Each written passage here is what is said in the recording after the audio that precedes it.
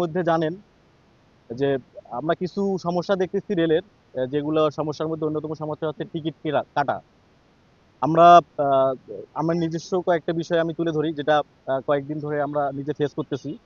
তার মধ্যে অন্যতম হচ্ছে, আমি ফজরের দিকে আহ, ট্রেনের টিকিট কাটার জন্য পশ্চিম অঞ্চল এবং পূর্ব অঞ্চল দুইটা জায়গার টিকিটের জন্য সময় নির্ধারণ করে দেওয়া হয়েছে। আগাম টিকিটের 3 তারিখ এবং 4 তারিখ, 3 তারিখ এবং 4 তারিখ থেকে টিকিট পাওয়া যাবে।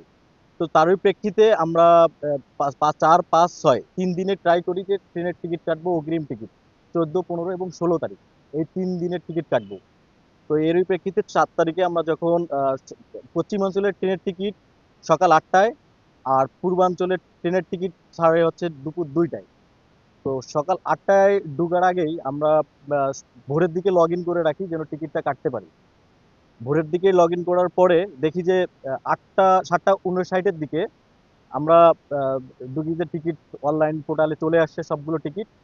কিন্তু 8টা 00 হওয়ার পরে সব টিকিট দেখি যে শেষ হয়ে যাচ্ছে। কয়েকটা টিকিট আমরা দেখি রিসিভ করার চেষ্টা করি, কিন্তু আমরা কোনো টিকিট কাটতে পারি না। দেখা যাচ্ছে যে ওরা একটা বিষয় দেখাচ্ছে যে এই টিকিট মানে কাটার জন্য যে টাকা পেমেন্ট করা, এটা সমস্যা দেখা যাচ্ছে। তো এই সবের কারণে আমরা টিকিট কাটতে পারিনি। তো এরকম একদিন ঘটেছে, পরের দিনে আবার আমরা 6-7 জন নিয়ে 6টা 7টা মোবাইল নিয়ে চেষ্টা করেছি যেন টিকিট কাটতে পারি, কিন্তু আলটিমেটলি আমরা টিকিট কাটতে পারিনি। না পারার পিছনে কিছু কারণ আছে, তার অন্যতম কারণ আমরা এরপরেই আহ, এই অনলাইন টিকিট কেনা বেচা যেগুলো গ্রুপ আছে, আমরা ওই গ্রুপগুলোতে দেখি যে অনেক টিকিট তারা বিক্রি করতেছে, পোস্ট দিচ্ছে যে আপনারা টিকিট লাগলে আমাদের সঙ্গে যোগাযোগ করুন, আমার 16 তারিখে, 15 তারিখে, 18 তারিখে টিকিট আছে, আপনারা যোগাযোগ করেন। তো এইগুলো নিয়ে আমরা যখন দেখি গ্রুপগুলোতে, তো কয়েকজনের সঙ্গে আমরা কথা বলি যে ভাই টিকিট পাওয়া যাবে কিনা।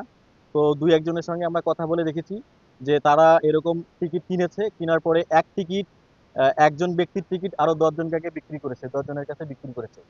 সেই 10 জনের কাছে টিকিট বিক্রি করার পরে ওই 10 জন যেদিন ট্রেনে ভ্রমণ করার জন্য যায়, যে ব্যক্তি আসল মালিক সেও থাকে এবং বাকি 10 জনও সেই টিকিট মালিক। এসে যখন ওই সিটটাকে সে দাবি করে, সে সিটটা হচ্ছে আমার, কিন্তু আলটিমেটলি সে বলে যে এই টিকিট তো কাটা আমার, আইডি কার্ড তো আমার। তো এইভাবে অনলাইনে নানা ধরনের হয়রানির শিকার হচ্ছে সাধারণ জনগণ। এবং কি দেখা যায় যে এই টিকিট কালোবাজারির বিষয়টা সাধারণত রেল মন্ত্রণালয়ে এসেছি, রেল ভবনে ডিজি মহোদয়ের সঙ্গে আমরা কথা বলার জন্য স্মারকলিপি দিয়েছি, কথা বলেছি। আমরা স্মারকলিপিতে আমরা যেগুলো বিষয় তুলে ধরেছি আমরা সবাই সেগুলো বলবো।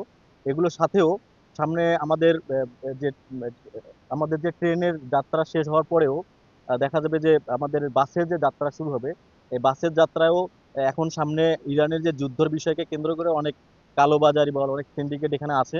তারা নিজেদেরকে এই তেলের দাম বাড়ায় দিয়ে কথা বলে অনেক টিকিট ফেরত দিচ্ছে, যেগুলো আমাদের কাছে এসেছে যে টিকিট ফেরত দিচ্ছে, যে আগের যেগুলো টিকিট কম দামে কিনেছে অনেকে, এখন টিকিটের দাম বাড়ায় দিয়েছে। তো সেই বিষয়গুলো আমাদের দৃষ্টিতে এসেছে। তো আমরা সেগুলো নিয়েও আমরা সড়ক পরিবহন সেতু মন্ত্রণালয়েও কথা বলবো, স্মারকলিপি জমা দিব। আমরা চাই যে 2026 সালের যে ঈদ যাত্রা, নতুন প্রধানমন্ত্রী এসেছে, ওরাও অনেক ধরনের কাজ করার চেষ্টা করতেছে। আমরাও চাই তাদেরকে সহযোগিতা করার জন্য। এবং কি আমরা জনগণের কাছে আমরা আশা করব জনগণ যেন, পাবলিক যেন সহযোগিতা করে। এরকম কোনো ধরনের কালোবাজারি বা এরকম টিকিট সিন্ডিকেটের যদি কোনো ধরনের দেখা পায়, তাহলে অবশ্যই আমাদেরকে জানাবে এবং হচ্ছে মন্ত্রণালয়ে যোগাযোগ করবে। তারা এই বিষয়গুলো খুব দৃষ্টিতে দেখতেছে। তো এই বিষয়গুলো নিয়ে আমরা কথা বলেছি। এগুলো নিয়ে এখন আমাদের মানে আমাদের পরবর্তী যে বিষয়, মানে সর্ব জরুরি কি কি আমরা পদক্ষেপ নিতে চেয়েছি, সেই জরুরি পদক্ষেপ নিয়ে আমাদের মধ্যে এখন কথা বলবে ইহসানুল করিম তানজিল, সহ দপ্তর সম্পাদক, বৈষম্যবিরোধী ছাত্র আন্দোলন। ফারহান দিনার, সমন্বয়ক, বৈষম্যবিরোধী ছাত্র আন্দোলন, ঢাকা মহানগর।